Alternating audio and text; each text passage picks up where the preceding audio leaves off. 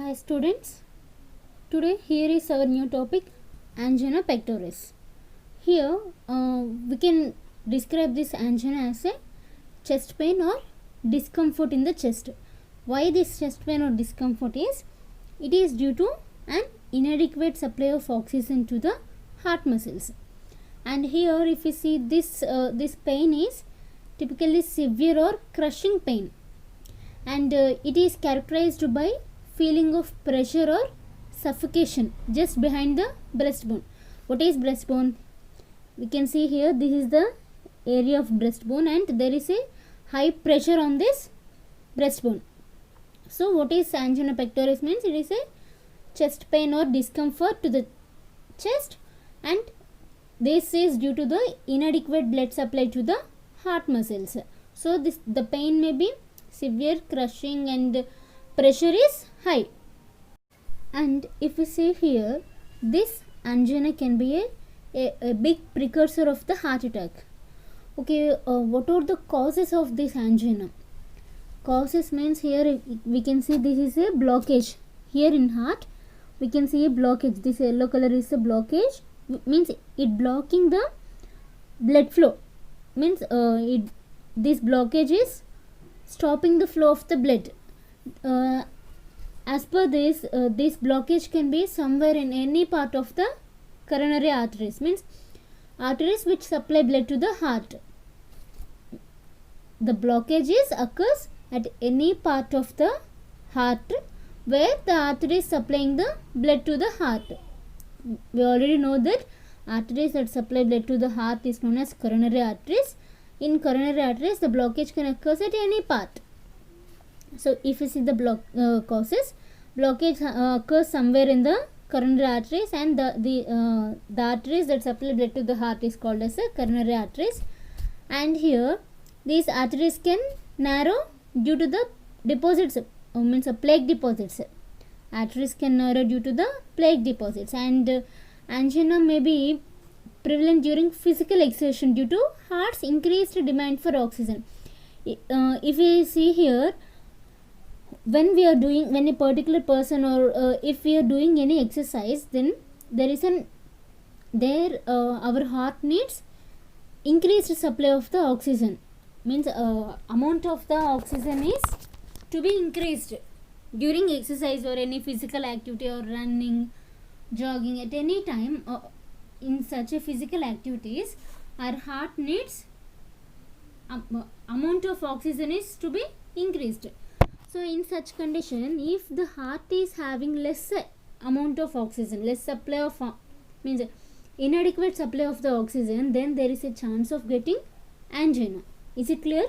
So angina is more prevalent during physical exertion where our heart needs an increased demand for oxygen. During physical exercise, our heart needs more oxygen.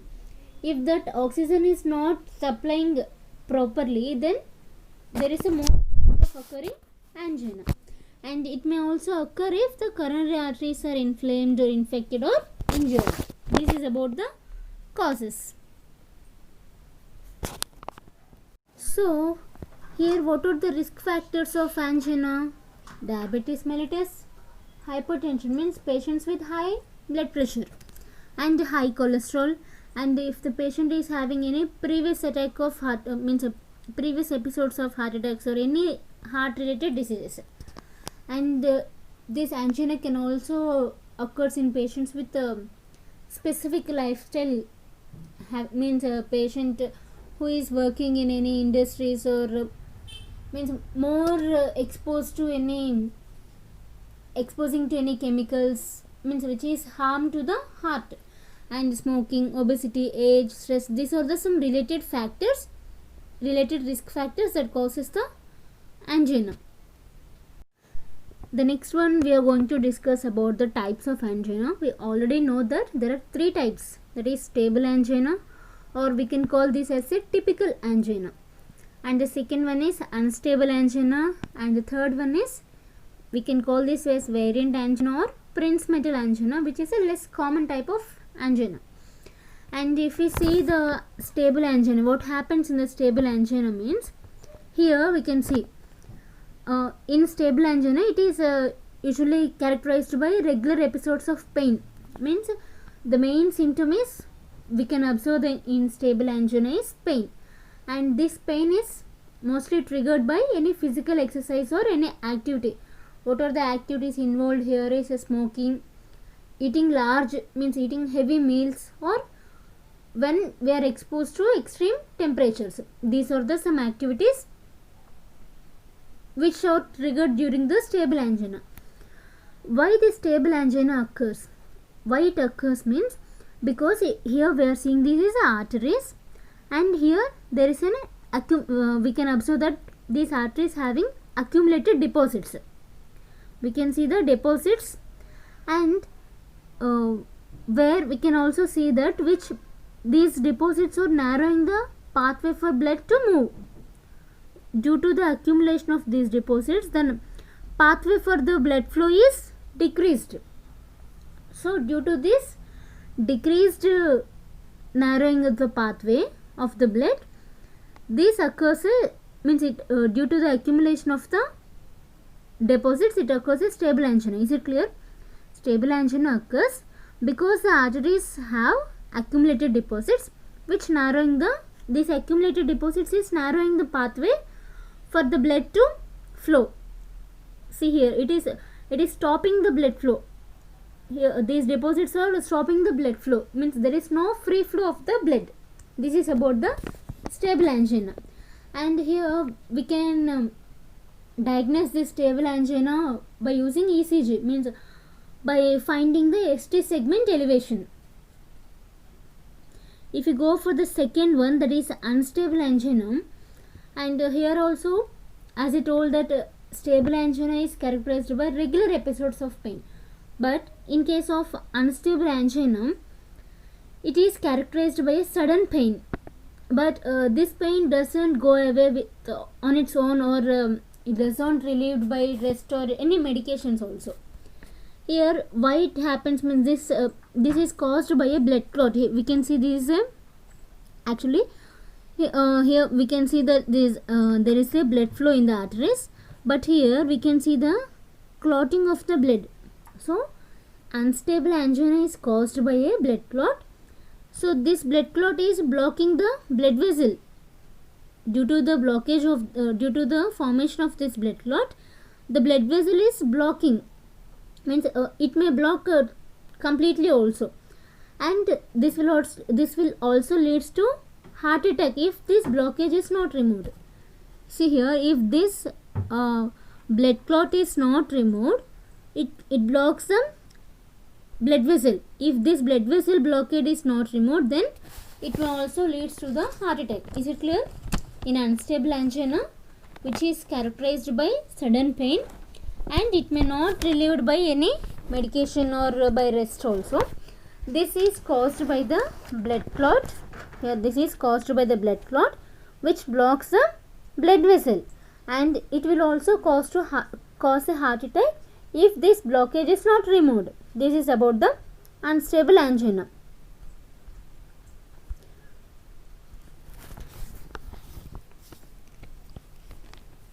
Here the third one is variant or Prinzmetal angina.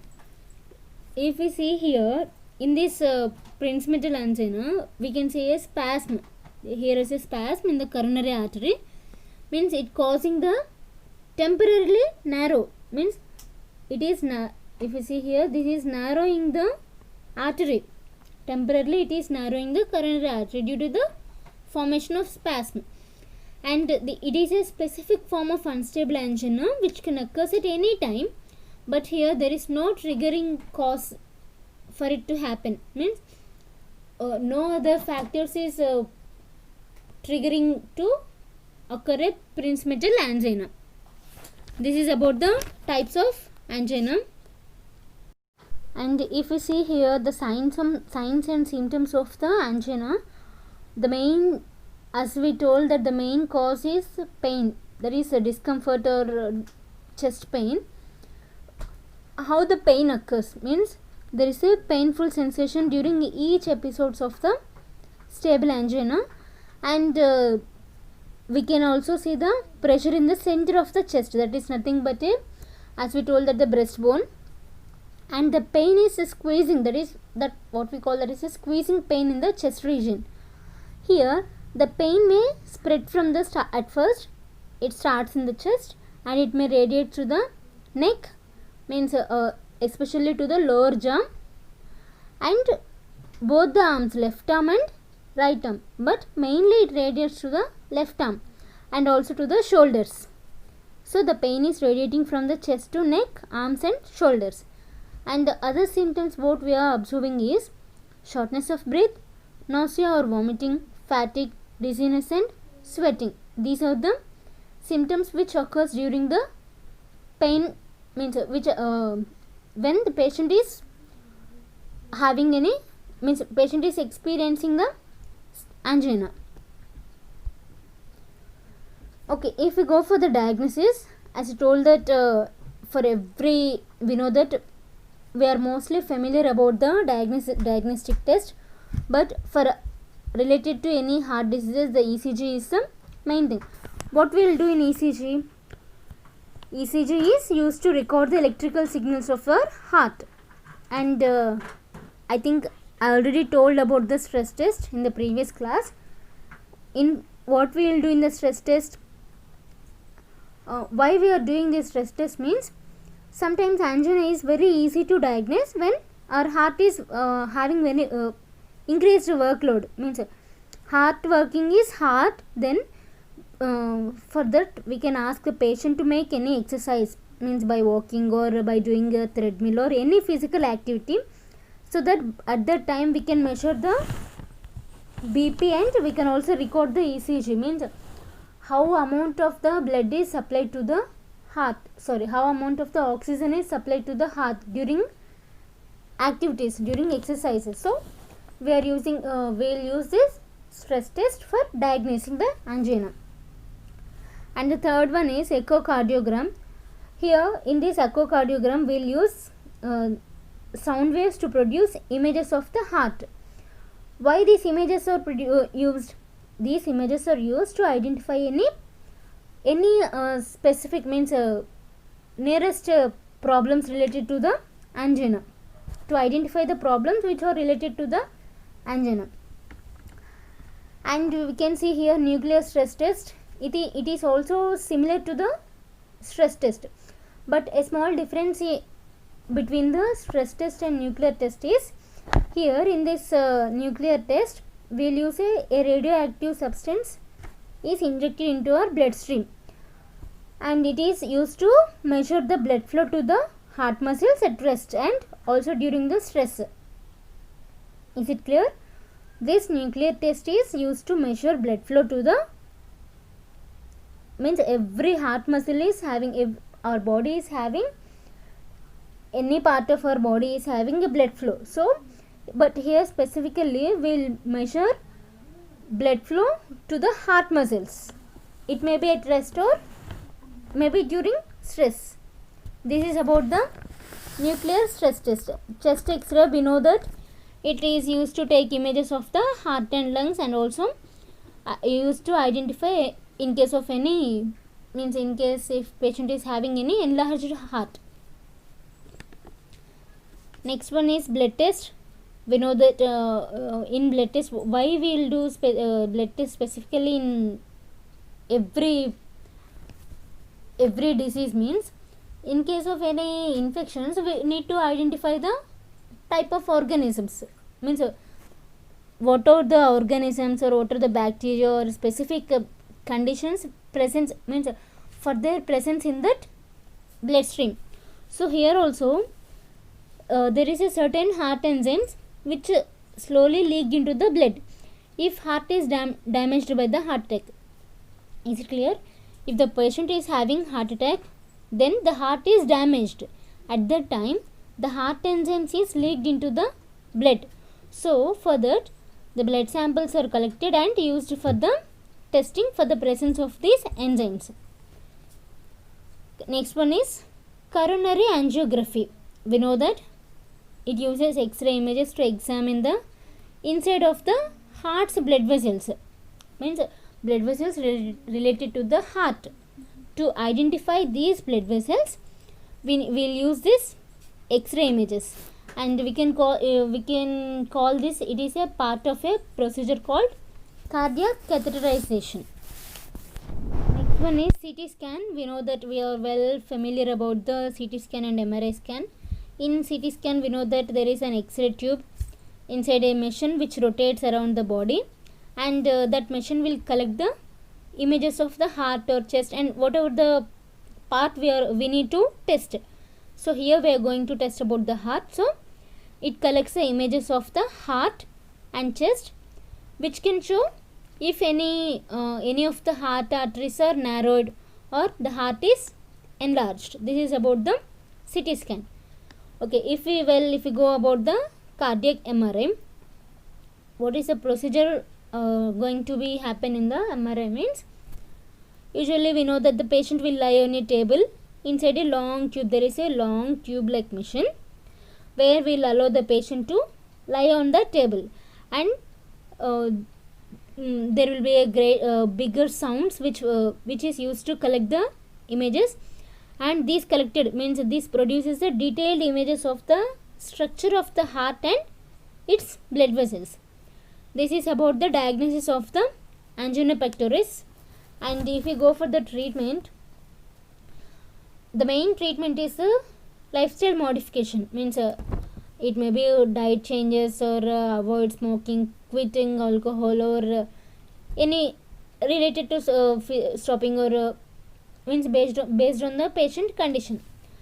But not only lifestyle changes alone won't treat the angina, so drugs also need to be added. So the first one is we will use nitrates.